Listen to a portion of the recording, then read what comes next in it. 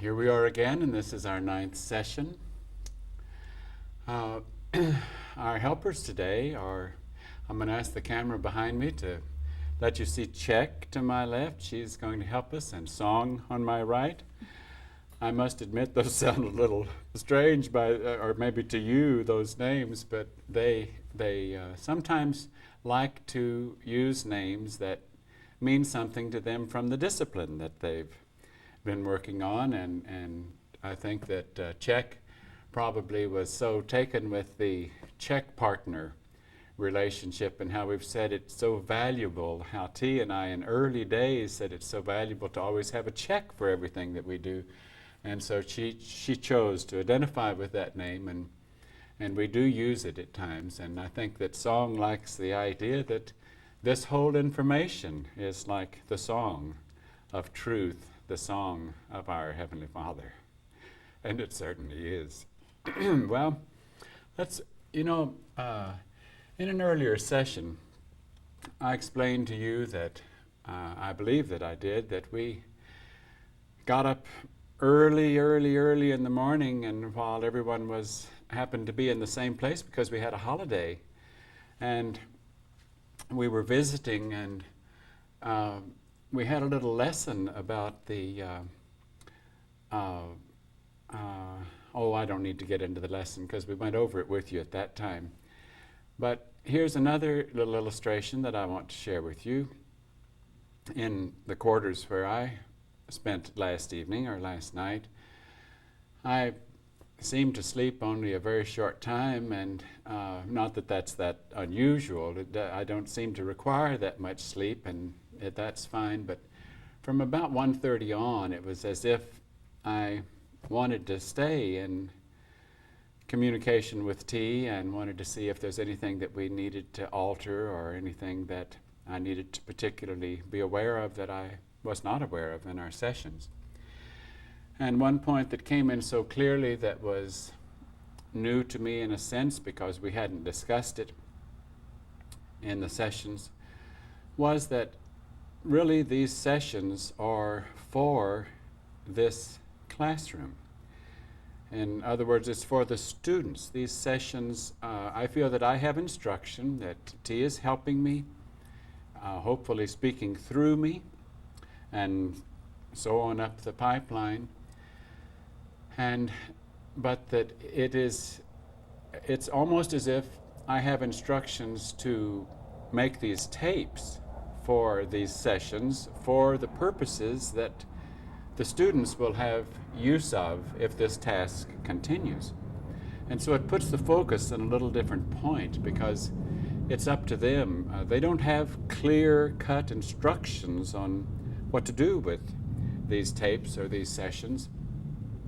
And we don't make them up. We do a step at a time. I think I've mentioned to you before that very often instructions just come a step at a time, and then we wait for the next one. But we do whatever we have received. And we did receive instructions to try this method of operation here to see if it would work for the teacher to make tapes with the students, trying to help with the picture and asking some questions. And it seemed that my older member was coming in to those sessions and helping us with information, and it was working. We seemed to be being used as instruments for their information, and as soon as it seemed to flow as well as it did, even though we know that could change at any time, then we've just been going on with it. It's been hard to stop. We've almost wanted to not miss a day without doing a session or two, as long as we felt like we were still getting information to go further. But I want to make the point a little bit more clearly that these sessions and these tapes are, in a sense, teaching tools for the students to get that idea a little more clearly in our heads. In other words, my relationship, we'll speak of this in a sense, it's symbolic, in a sense, it isn't, but my relationship with you, if this task proceeds, might end up being more as grandfather to grandson, and they might more serve in the capacity, since they are older than you. I don't know if that has clarified in your mind, but if it might have, if other things that we have said have added up at this time. If they have completed sufficient overcoming of their own in this task, and they received instruction to put the information out, even though the way that instruction came was to do it in this method, then they are, in a real sense, going to serve in the teacher role with you, or in a sense, in the midwifing or the father relationship, if you don't use that in a spiritual term. But in other words, if they have completed enough overcoming that they could move right now into our Father's kingdom, and even move into a physical vehicle of our Father's kingdom, out and no longer occupying the vehicle they're in, whether this one or the one that they're in is changed over into that one or another one. In other words, they don't need to come back to the human kingdom unless sent. That's the instruction we have received, that's the case. So here's another one of those days where you're put to the test by things that we say, because this could be hard to make a mental adjustment to. Each time we arrive at a threshold of a major move forward, it always tests us. And it usually tests us, I'm not sure I can buy that. But if you examine things and the next thing you know, you say, well, it makes sense. It certainly, I'll just have to see. I'll just have to play it a step at a time, and that's the way you should, just simply a step at a time. And checking, just as we check, and you check with your Heavenly Father, you check with your connection and see if we have the same one. If we don't have the same connection, then that's a clear indication that it's time for you to cease in this process of letting us serve as the instruments to help you get this picture and get this information that we have instruction to share with you. Well, we're going to proceed with our questions, and I'm going to ask Czech first. What's first on her list of questions? Well, I just wanted to see if you felt like if we wanted to say more about the terms God, Lord, and older member. Yes, I feel that we should. That's a very misunderstood issue. Humans have a lot of misunderstandings about the term God, so much so that some, without really stopping and thinking about the implications of it, they think, well, there's only one God, and everything in the heavens is God, so there must be only one creature there, and yet they also think that people, when they die, go there, so how can there only be, it gets kind of confusing. And the term God, that the English term God, unfortunately in the translation from the manuscripts of the Bible, there were different terms used, and the English translators kind of lumped them all into one and used God, no matter which Hebrew name was used, that really meant a member of the kingdom of heaven that was assigned a particular relating task to the humans. And so if we look at manuscripts and see the different names that were applied, some think, well, that's talking about the different characteristics of this one person. And they don't stop to think that the chief of chiefs, or the God of gods, the Almighty, the Most High God, the Creator in the kingdom of heaven, can assign his membership, or some from his membership, to assist him in tending to the garden, certainly in elementary tasks, or tasks that would be elementary to the Creator. And that doesn't mean that they have not even learned how to create in a garden circumstance.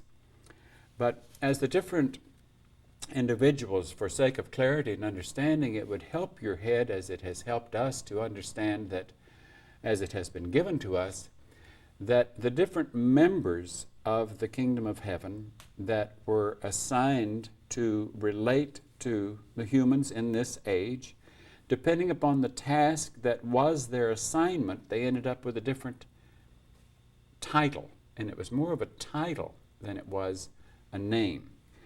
If you know much about the history in Hebrew as it relates to the name that applies to members of our Father's kingdom, there is some discussion that those names were never to be pronounced and never to be spoken. Some even don't even write them, except maybe write a consonant to start it, and then a dash and maybe another consonant to end it. There's been all kinds of theological discussion through the years about the taboo-ness of humans being able to call the names, or not to really know the names. So the humans have titles that they are given to use to illustrate. And like I say, those titles were reduced to just a single title in the translation to English. So the title God is just kind of like a general over title, where there were others that were broken up depending upon the task that the member who was assigned by the Creator, or whichever subordinate member assigned that individual to work directly with the humans, whether it be Adam and Eve in the garden, or those in the desert, or in Egypt, or in Israel. So don't be confused by these terms. These are simply titles. Now, those titles should have tremendous respect from the humans, because in a sense it is a human relating to a member of the kingdom of heaven, and they wouldn't be relating to them if the information was worthless, or if they were simply humans just relating to them in human matters. They're relating to them, trying to help them get mindful of the truth, the reality that the kingdom of heaven exists, and that they were made, that they're plants that were made by the kingdom of heaven. And if they follow the instruction and behavior from the kingdom of heaven, then they can learn to actually aspire to be members of the kingdom of heaven. But just to get those titles straight, now Jesus, in his relationship with his disciples, some of them called him Lord, and called him Rabbi, or called him Teacher, or called him Jesus. And from our point of view, I believe that probably from their reference point, that teacher was the most applicable term, and that Lord probably meant more in its original meaning as reference to a member of our Father's kingdom, or someone who is above you in the step of growth, the step of elevation, or closer to God. Even in kingdoms of humans' kingdoms, where they have a monarchy, or they have a king or a queen, and they use the term lords for people in a position of authority, and that have higher tasks in the structure of that kingdom government. And when in the Bible they use the terms kingdom, it's because the illustration of a king and a relationship of the subjects to the king, and the hierarchy of authority in the kingdom of heaven is very like, or the illustration works, the analogy works. It's very like some of the structures that have been translated into the human kingdom, as they had king and queen and subjects and lords and parliament houses and so forth. And we'll discuss a little bit more of that issue the further we go. Now, a very objective term that we have been given to try to understand it, that as far as I know, I don't know of a synonym in the translation of the Hebrew. Well, I take that back. There are synonyms both in the Hebrew and the Greek that relate to someone who has gone further on the ladder in getting closer to the Chief of Chiefs, or closer to our Father's kingdom, as older. And also, if they're members of our Father's kingdom, then we can put those together, and they're an older member. And we talk constantly about older members in relating as a point of reference from one member to another one, a younger member, an older member. And the same, because that's perfectly synonymous with son, father, grandfather. Younger member, older member is older member. And the same way in the kingdom of heaven, as a kingdom with a king and subjects, the there is the subjects have a structure that could also be referred to in an analogy of families. Like in a partnership, there can be, if you use it in the right term in the partnership, there can be like a husband and wife or a marriage, because there's a committal, not husband and wife, male, female, but marriage for committal in a partnership where there may not usually be that much age difference, or it might be the connecting age difference. So these are kind of used interchangeably, where even these students, for example, see me as an older member. I see them as younger members, and also a sense in the sense that they are committed to the kingdom of heaven and have to also accept the representative in that committal. They have only one representative. They don't have much choice. At least for the moment, we haven't found much choice to give them. So in a sense, they have that same committal they make to the kingdom of heaven, to the representative that was given, and that not only they are younger members to older members, but that committal almost becomes like a marriage, if you can take it out of the male-female relationship. So it's very interesting to think of those terms, because historically in the manuscripts, as it relates to our Father's kingdom, to the humans, certainly in this age that we know about, we don't know much about the other ages, these synonyms work, even though through the ages they become kind of Old English or kind of religiousized, or we make them something less than objective, less than true, by making them very spiritual terms. And that's the reason that our instruction has been that teacher is certainly a good and appropriate term. Older member is certainly a good objective term. We can use that better. We get uncomfortable when they use the term father.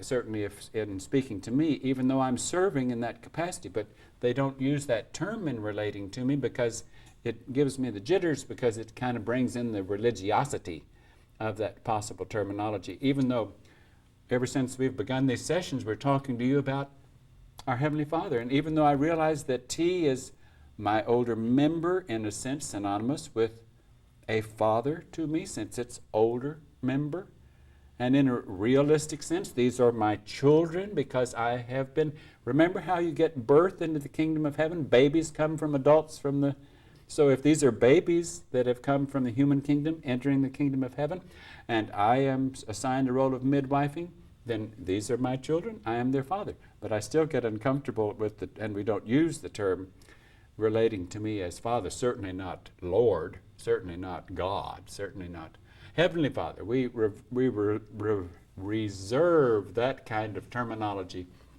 for those who are outside of human vehicles and in vehicles that would be the natural vehicle for our Father's kingdom. Okay, let's go to the was there more to that question, Jack? Well, I might be wrong, but it seemed like you covered it. Okay. Song, what's next on our list? Well, talking about terms, there's lots of interpretations to the word sin. And I'm wondering if you could help us by giving us the real meaning of sin, and if there's any validity to karma. Okay, you put me on the spot when you said, will you give it the real meaning of the word sin? I'll do the best that I can and hope that it's T that is feeding me because I certainly trust the position that T happens to be in right now in her relationship with our older member. Sin. Sin, karma certainly is in this picture. Karma meaning a term that a lot of Eastern religions use, and we'll discuss that in a moment. But let's talk about sin. Sin is anything, any behavior, any act meaning a thought, any conduct, anything that I do that puts space between me and God, or between me and the kingdom of heaven, between me and the representative, between me and goodness. Anytime that the part of the mind that's in my soul gets its way, and it's not of that majority side that is mind that has been given to me from our Father's kingdom, then it is sin. It is information that came from the wrong side of the tracks, that is not true. It is misinformation. It is designed to convert me to the ways of the world, or to get me in opposition to my Father's kingdom, and to prevent me from overcoming the world and getting to my Father's kingdom. That is sin. Now, we can't talk about sin without talking about death, because I'm sure all of you know the little scriptures of the wages of sin are death. Now, we've talked about how death doesn't mean losing a vehicle. Death means losing the soul. So if my soul shrinks and deteriorates and goes further and further and further away from the kingdom of heaven by each act of sin, or each act of the world, each act of misinformation that I do, then I'm getting closer and closer to death, because death is when that mind of God that was in my soul has shrunk so that our Father's kingdom would judge it non-redeemable. Non-redeemable. It can't be reversed. It's gone by its own choices. It has gone to the point of being non-existent. There's not enough good stuff in there to even make it register. Now, let's be sure that we understand that certainly in the position and the task that we're involved in, we don't do any judging. And who would be in a position like that? But it's very important that you as a possible student understand how behavior adds up. Now, before we go any further with that, let's skip to this Eastern idea of karma, and the idea that I have to pay for, and it's not just the Eastern idea of karma. The truth as it relates to us in the manuscripts is that we pay for our sin. And the wages of sin are death. So if I continue in the path of sin, I'm going to lose my soul. I'm going to reach death. Now, in a sense, each act of sin that I do, it's going to take hard work and labor to recover from. I mean, if I become an alcoholic, it becomes labor to rise above, really rise above alcoholism. And that's just using that as an example of anything that I would overcome in the process of getting out of the sin that I got into. Now, theoretically, I could have been in an incarnate. I don't get my sin wiped clean just because I lose a vehicle and am replanted or transplanted back into the family that I was tied to with a new leaf or a new vehicle. I don't lose that. I'm still, what's the little saying that says that whatever you're bound to on earth, you're bound to in heaven? Now, that was using the term heaven to kind of throw several things into one grouping, one terminology, just like God is a general term that means a number of different things. Heaven means also a bunch of different things to different people. And like heaven was used and is used as a term of where you go when you lose your vehicle. And that may or may not be so, certainly from someone else's point of view. But many people use that term, applying that's where of course, a lot of people who use that term, heaven is where you go when you lose your vehicle, they also use another term and say if you don't go there, then you go to hell. And hell, of course, means also different things to different understandings, depending upon how much misinformation you have, or how much knowledge you have, or how closer your information is to the truth, how you've grown on the ladder of getting closer to our Father's kingdom, because that's where that truth comes in a little bit at a time. Okay, heaven and hell, and what happens in between. Song, give me that again, because my picture I got off the track, and I want to get right back on the particular of where we were. Was that yours, or was that? Yes. Okay. I asked, what about sin, and does it karma have any Okay, validity? let's get back to the karma idea. Thank you. Because the idea of karma is that I pay for any misdeed I have. In other words, some of the Eastern religions who believe in the idea of karma believe that if I kill somebody, then I'm going to be killed. That same thing is going to come back to me. If I murder somebody, I'm going to be murdered. If I treat somebody ill, I'm going to be treated in the same way. And that's a very close translation. Don't forget, a counterfeit is always very close to the truth. Karma is a counterfeit. Some of what it says is true. Other aspects that it says is not true. In our Father's kingdom, where it becomes untrue is that in our Father's kingdom, our Father can send a representative to accelerate your possibilities of getting closer to the kingdom of heaven. And that representative, or that individual from that kingdom, when they involve themselves in your task of overcoming and they assist you in that, they can, from an Eastern point of view, or the karma point of view, they can take your karma. Now, from our Father's house interpretation of that same idea, it's I can take your sin. I can relieve you of your sin. When Jesus said to his disciples that if you truly ask forgiveness, then I'll take it out. I'll take your case to my Father. I'll represent you to my Father. I'll see what my Father says. And if my Father says it's okay, you were truly sorry that you did it, and you want a fresh start, and you want to start over again, then who am I to say? Because I'll certainly give you that chance to start over again. And in a sense, then you would not pay for the sin that you did if you have someone who can take that from you. Now, it has to be a representative of our Father's kingdom, as Jesus was, who can take that from you and take it on themselves. In other words, it was a debt that you had. You did a bunch of wrongs, and they add up. The total keeps, every time you do behavior against our Father's kingdom, it starts totaling up on a column. And the column can get pretty big. It can get pretty terrible. And if you had to pay them off, I don't know how many ages it would take for you to get them all paid off. But this is also where time shortened comes in, and where, as our Father's kingdom relates to some who are overcoming the world, that debt gets relieved, or it gets dismissed.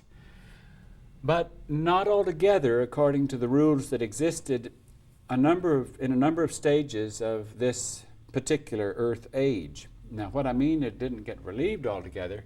And here's where Christians traditionally, theologically, interpret that Jesus paid it all for you. And by his blood were ye redeemed.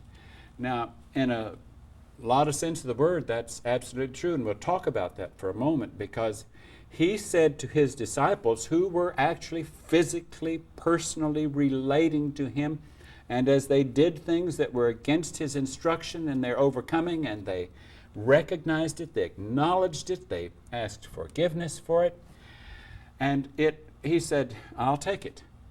And he took it. Now, he then, by taking that debt, he's got a bunch of notes he's holding here. They were your notes, and now they're his notes. And for a long time, and I'm not saying it still isn't the case, we don't know, we'll talk about this in a second, but for a long time in our Father's kingdom, the process was, or decision from the Parliament in the kingdom, we'll say, or from the Supreme Court in our Father's kingdom, said that those notes have to be paid. Somebody's got to pay those notes of sin. So if I've committed a bunch of sin and somebody takes my note and relieves me of it and washes me clean and gives me a fresh start, then that somebody who took those notes has to pay for that. And if my total sin certainly amounted to, had I not had someone to dump it on, I would have died. I would have lost my soul. And that was the case. Had those souls that Jesus was dealing with, had they not known him, now they got some help in being directed to him, but then it also required work of them to pursue him, to believe him, to fight off the influences and the doubt that the world gave them. It would have been a lot easier for them to say, well, it's getting too hot around here. People are hunting for him, and they're going to be hunting for me soon. I think I'm going to go back and play it safe. And I mean, it would have been real easy for them to stop in their process, because they could have easily said, well, I just can't believe that he's who he really says he is. We don't have any evidence of this. I mean, that happened. He lost them. He lost many who were in line for entering our Father's kingdom as sheep of his fold, or as students of him as a teacher. Now, if we'll go back to where we were, if death is the wages of sin, and these who came to him, they brought their tally to him, he took their pink slips or their notes of indebtedness, and then he had to pay for it in death. Now, and he did. You heard me in an earlier tape saying, and I hope that you paid close attention, because when I said that whether or not he died on the cross, literally diagnosed by a doctor, had there been an advanced doctor present, and rose from the dead, to base your belief on knowledge from our Father's kingdom on that one act, and say if it wasn't so, then it's all a farce. And we said, we said that's ridiculous. We also said that it didn't matter to us whether that act was staged symbolically or whether it was real. And it didn't.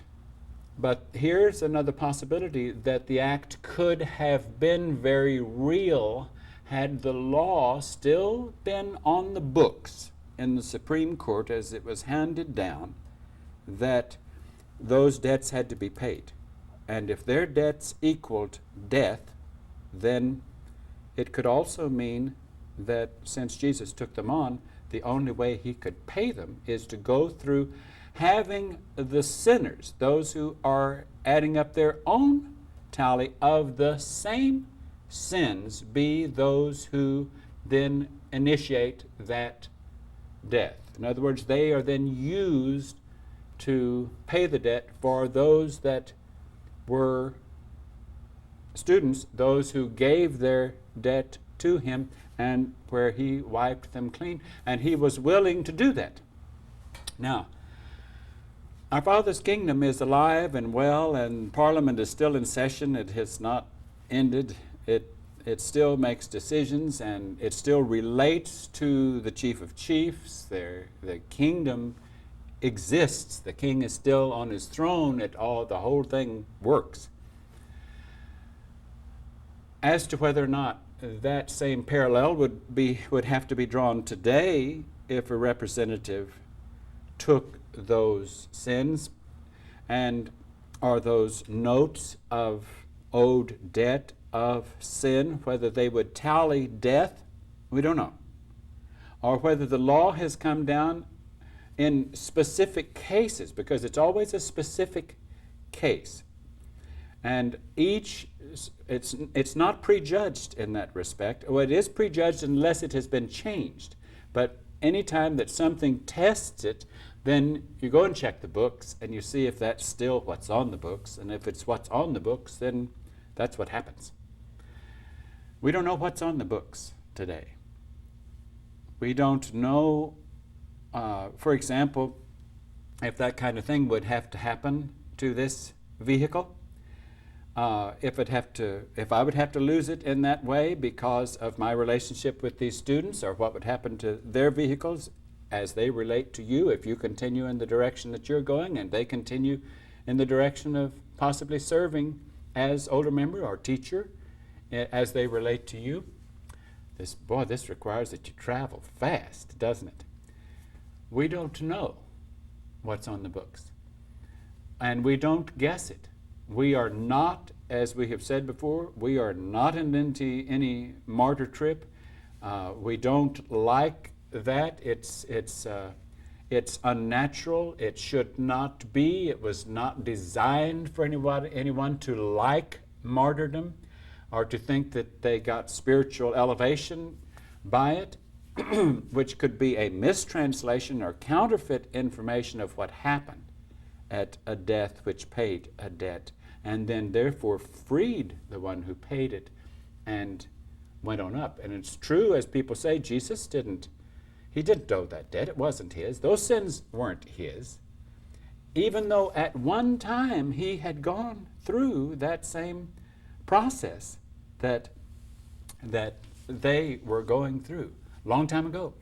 Because that's the way, don't forget, that children get into our Father's kingdom. And certainly Jesus was one who got into our Father's kingdom. Now, exactly what the lesson plans were and the particulars about graduation at the time that Jesus graduated into our Father's kingdom from a human kingdom or a human kingdom equivalent, we don't know that because we don't have that information available to us. The possibility exists, theoretically if not realistically. Don't forget that we've also talked about how every individual on this planet in this age could have been a created individual instead of one born of sin. I'm afraid that's true. That is sin. That is a condition that was brought to them from a kingdom below. It was an animal condition. It was not intended for human, even though human was designed to have the capability of doing that act, and they have the option to do it. But they have to look away from their relationship of the one assigned to them by the kingdom of heaven in order to participate in that act. Now, the reason I'm bringing that back up is because Jesus could have graduated in a class or from an age where that didn't happen. Whether that's only theoretical and did or did not take place is unimportant. The fact is that the kingdom of man, the kingdom of human, is designed to go both ways. And by choice, in this age that we know from our history books primarily being the one history book that most of the public questions the most as to whether or not it's an authentic history book. The one that does actually tell about God's, our Heavenly Father's, our Creator's relationship with man is the one that the deceived question the most as to whether or not it is an authentic record or if it is some spiritual documents or legends. And yet it is the only record that of events. I'm not saying that there's a lot in there that you could quibble over whether or not this little for example, punctuation that means a lot in your understanding of things, and yet for the most part the biblical scriptures had no punctuation, so you didn't know where sentences ended and the next one began, and it could have a lot of different meanings. So how much of it that man, because of misinformation, since that's where Satan camped the most to give information from those who were the rightful heirs of our Father's kingdom, gets pretty sticky, doesn't it? Okay, we might have gone enough on that course to have you understand that, but it is so important to understand that our Father's kingdom is alive and well. There is still a group, or there are still individuals that serve in the capacity of court, making decisions about what to do about this case. Sin still adds up and can add up to such a great total that there's not enough of our Father's mind left in there to account for anything. It's impossible for it to be salvaged. And therefore, even at that point, then it becomes a positive because it is recycled. No child of God is lost. And make no doubt about that. But it's our Father's kingdom has the right to do that, to recycle what has become so poor. I mean, that's what's going to happen. Now, I don't want to sound like the prophet, but here at the end of the age, this is what becomes such an important issue, is because things get very critical at the end of the age. And I know I'm going to throw my teleprompters here off by skipping to that for a moment, but you know, humans could say, well, this all sounds good and well, but I don't see any evidence. And I could go to the history books and I can't see that this is really. No, because there are no manuscripts of what happened specifically at the end of the last age. Therefore, great swarms of members of our Father's kingdom, plus from the counterfeit kingdom, could come in at the end of the age and take their part of the harvest of whatever was, in a sense, matched with them because of what the soul had become at that point. And Lucy's kingdom wants souls. He wants them more than our Father's kingdom. That's kind of hard to understand. Because Lucy's kingdom needs them. I mean, he needs them desperately as he works against our Father's kingdom. Our Father's kingdom wants them because they are his creation, that he wants to be able to have them receive the inheritance of sonship in his kingdom.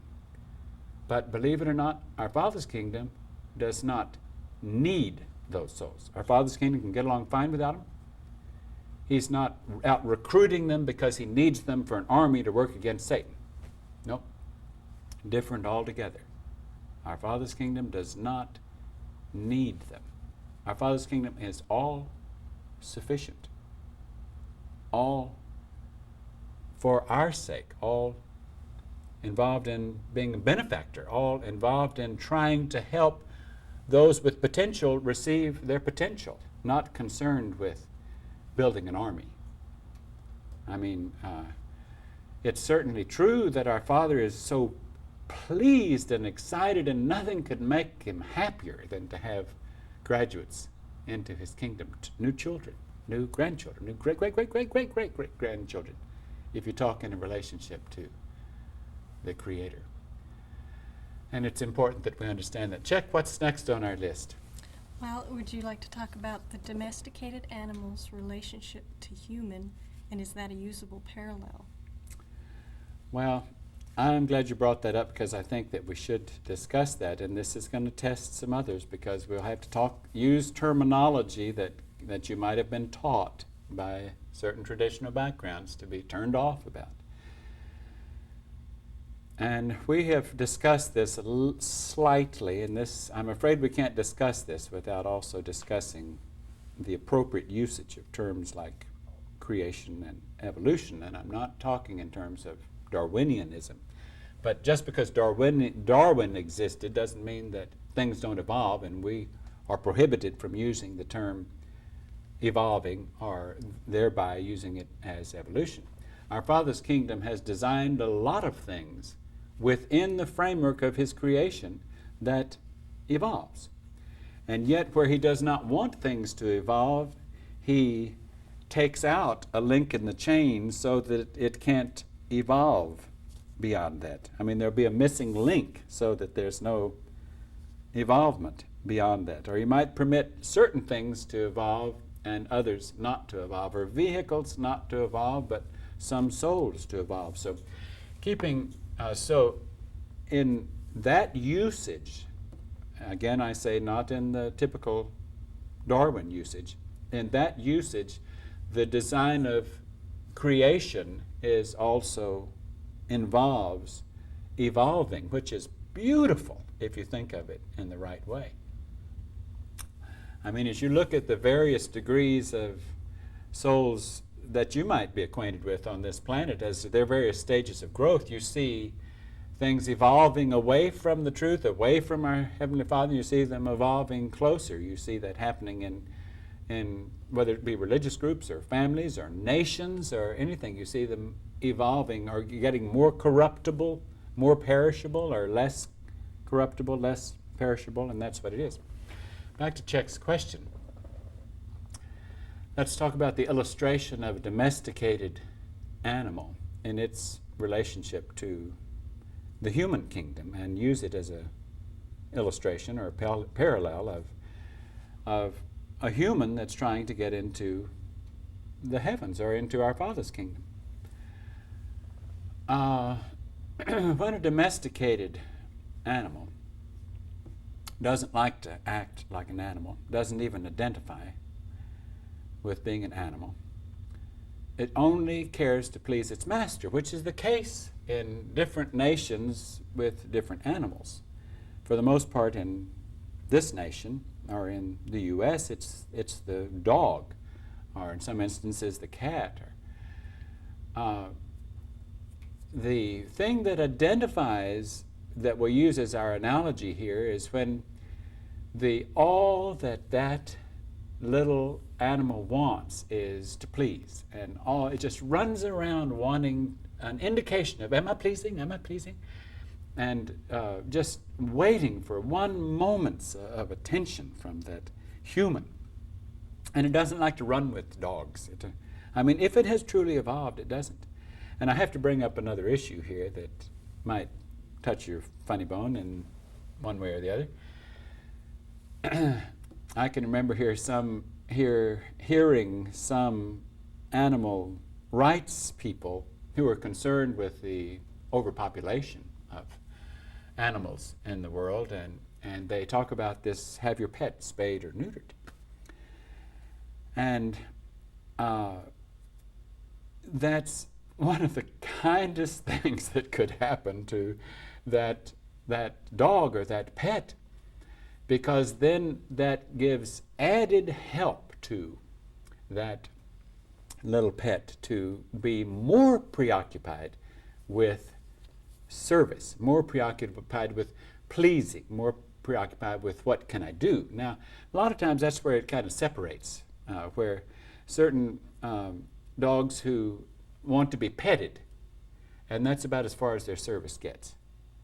And there are others whose service can extend beyond to that, and they yield very quickly or easily for a training that can even find them as seeing-eye dogs or hearing dogs, or where they're trained to do a lot of tasks. And I think this happens certainly in some countries with development in the monkeys or the chimpanzees, and I don't know what all other type of domesticated animals that are trying to please the human kingdom.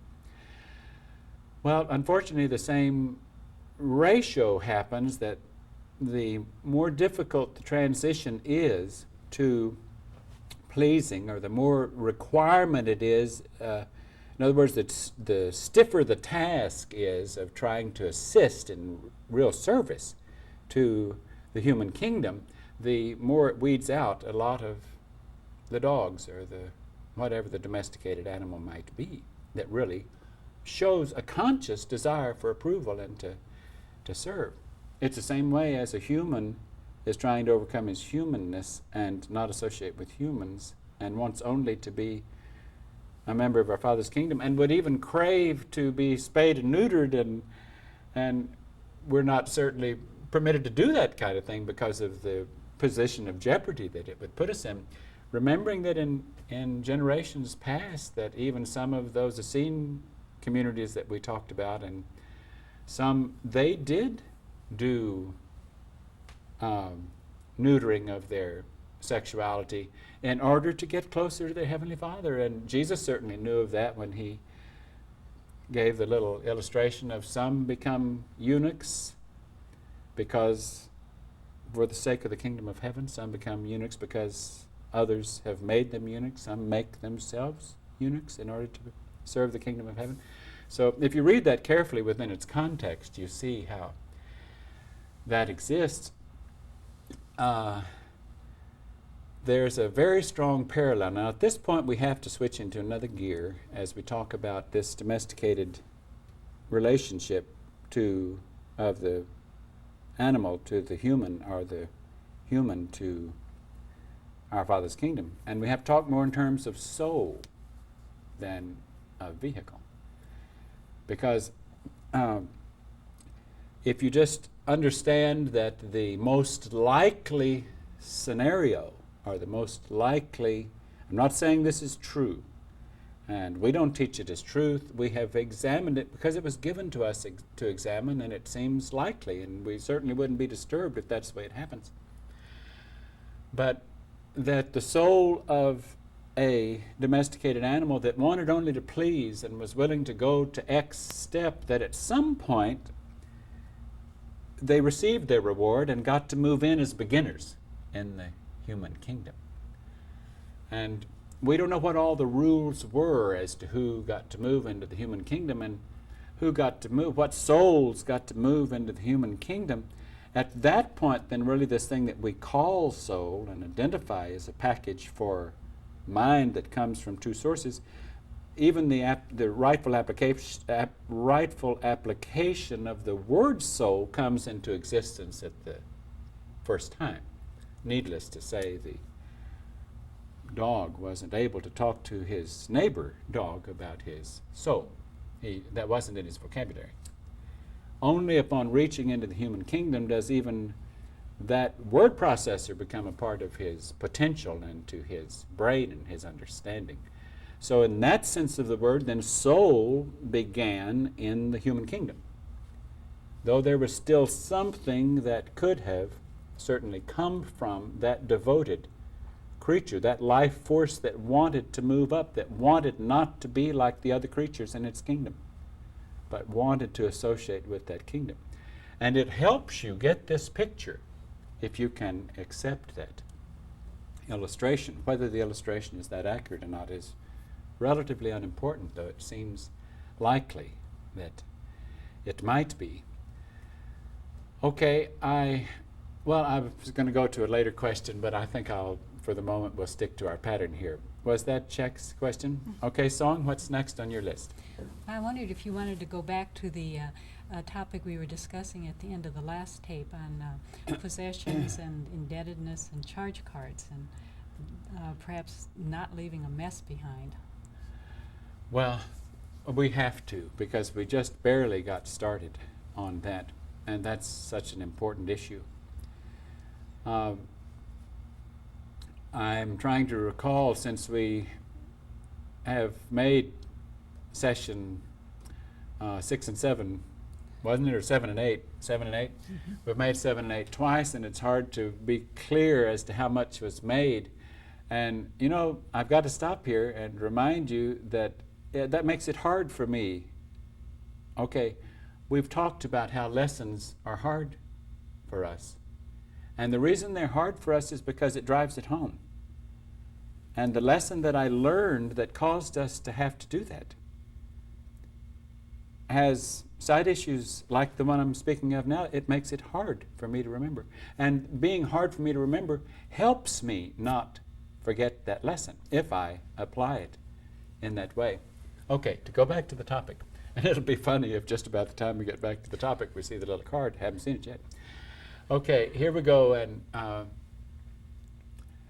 if you know your religious manuscripts, if you know the Judeo-Christian literature, you know that a number of times in that material it speaks of the value of man's relationship to possessions and money and indebtedness.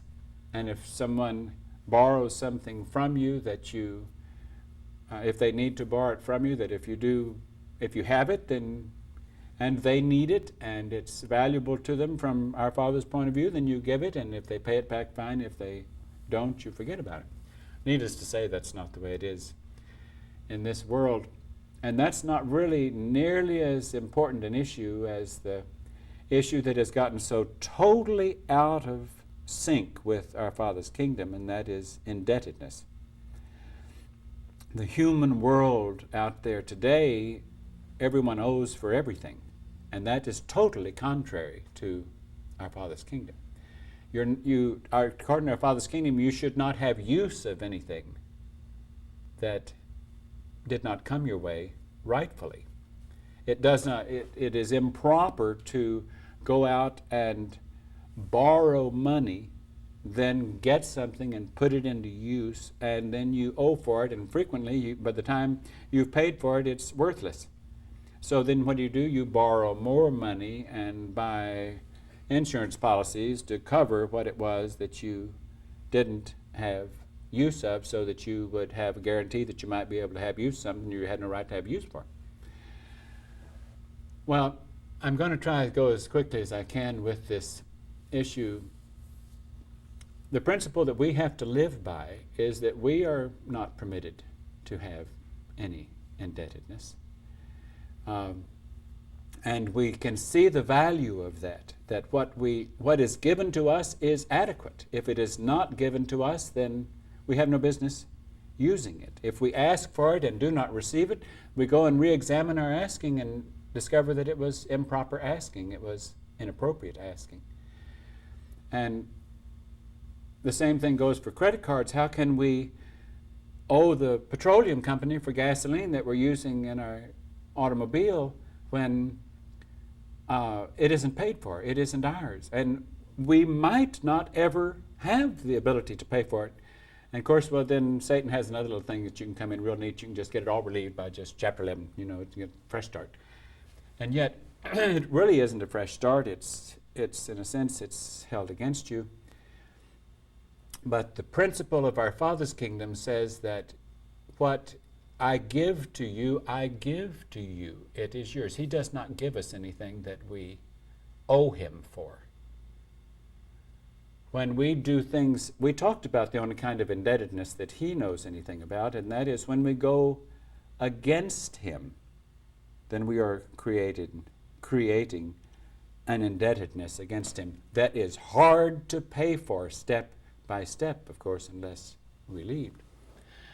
But credit cards, therefore, are taboo unless you can have one because it might help open a door for you and you don't use it. That might be an okay thing. Now, even that means automobiles. Yes, it means houses. It means everything. And we've got to cover this issue more because there's that sign that 10 seconds just went up. And we'll start here next time and see how far we can go.